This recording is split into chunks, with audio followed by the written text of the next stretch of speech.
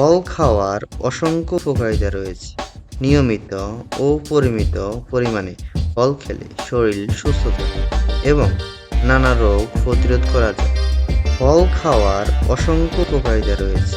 নিয়মিত ও পরিমিত পরিমাণে ফল খেলে শরীর সুস্থ থাকে এবং নানা রোগ প্রতিরোধ করা যায়।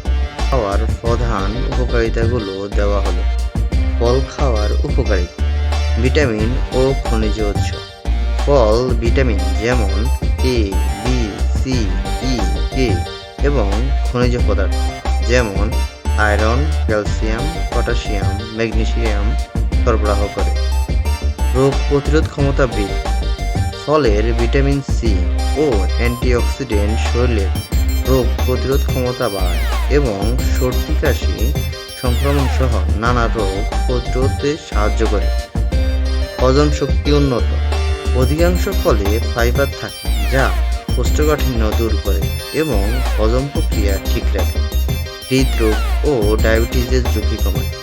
আপেল, কমলা, জাম্বুরা, কলার মতো ফলে নানা ফাইবার ও পটাশিয়াম রক্তচাপ নিয়ন্ত্রণ করে, কোলেস্টেরল কমায় এবং হৃদরোগ প্রতিরোধ করে।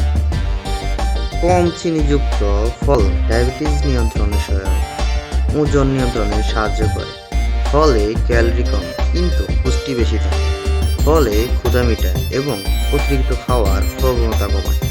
ত্বক ও চুলের যত্নে উপকারী: ফলে থাকা ভিটামিন এ, সি এবং ই ত্বক উজ্জ্বল করে, বার্ধক্য ধীর করে এবং চুলকে স্বাস্থ্যকর রাখে।